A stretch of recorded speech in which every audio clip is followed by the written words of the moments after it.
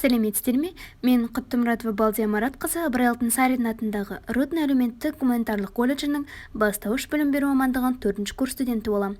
Бүгінгі видео сабақ музыка пәні бойынша. Сабақ тақырыбы музыка уақыт толқынында. Оқу мақсаты әртүрлі сипатты әндердің көркем бейнесін аша отырып, музыкалық аспаптың сүйемелдеуімен, сүйемелдеусіз және унисонмен орындау. Оқушылар, музыкалық сәлемдесуімізден бастаймыз. Сәлемет пе балалар, сендер, сәлемет пе мұғалім. Қане тағы бір рет. Сәлемет пе балалар, сендер. Тамаша, жарайсыңдар. Сабағымызды жалғастырамыз. Бүгінгі біздің сабағымыз көңілді өту үшін мына өлең шумақтарын бірге қайталайық. Мейірімді жүрекпен, ақ пейілді тілекпен амандасып алайық, бір жадырап қалайық. Қызықты әрі көңілді музыка пәнін бастайық. Тамаша. Балалар, өткен сабақта үй жұмысына қандай тапсырма берген едім?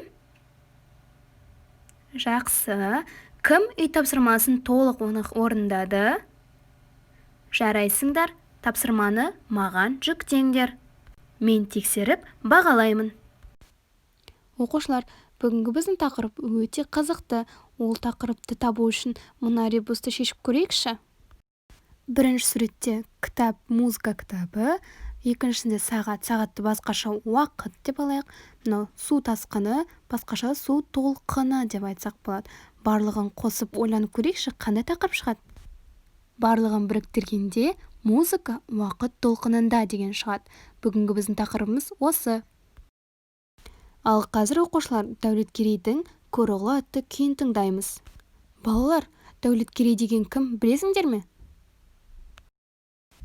Дәулеткерей Шығайұлы 1820 жылы Орал облысында Орда ауданында дүниеге келген. Ол қазақ күйшісі, композитор. Ол қазақ халқының атақты музыка зерттеушісі, академик болып табылады. Қазір біз сол атақты еңбектерінің бірі Көроғлы атты күйін тыңдаймыз. Мұқият бар жан-тәнімізбен тыңдаймыз.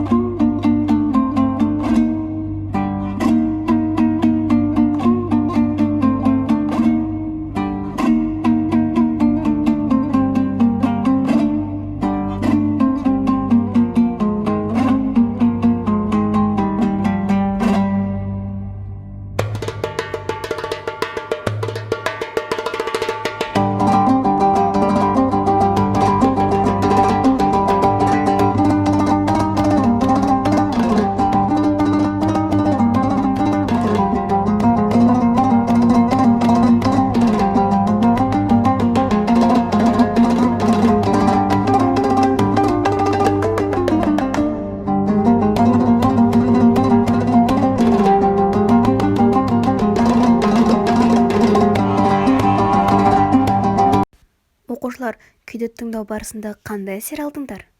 Күйдің тыңдаған кезде көз алдарыңа не елестеді? Күй туралы пікірлеріңмен бөлісіңдерші. Жаңағы көрген бейнебаянда барлығымыз жақсылап тыңдадық, Балалар, айтыңдаршы, күйді қандай аспаптармен ойнаған?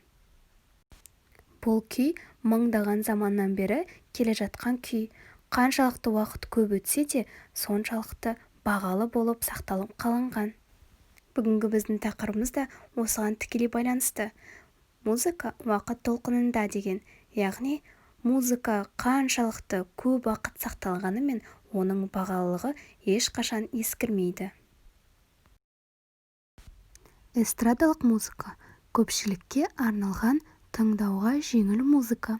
Эстрадалық музыканың түрлері сан алуан. Оқулықтың 47-ші бетіне назар аударамыз.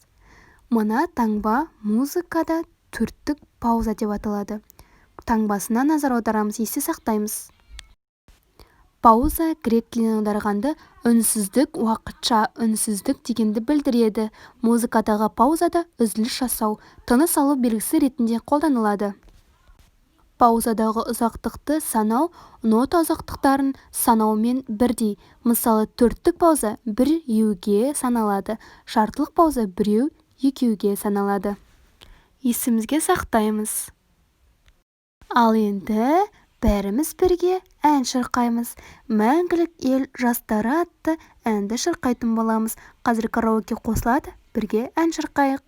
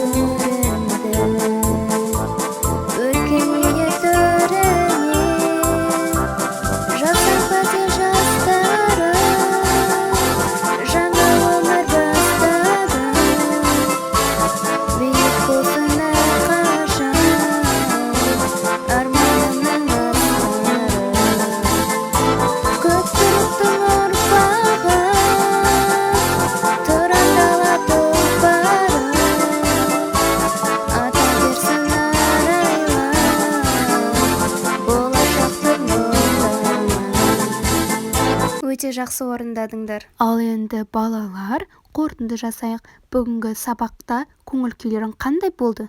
Сабақ сендерге ұнады ма? Тақтада тұрған 3 кілегештің қайсысысыңдар? Тамаша, жарайсыңдар. Балалар, бүгінгі сабақта сендер жақсы көрсеткіш көрсеттіңдер деп сенемін. Ал енді балалар, өз-өзімізді бағалауды ұмытқан жоқпыз ғой. Енді сабақ бойы тапсырмаларға өздеріңді бағалаған балдарыңды қосып, нақты соңғы бағаны айтыңдар.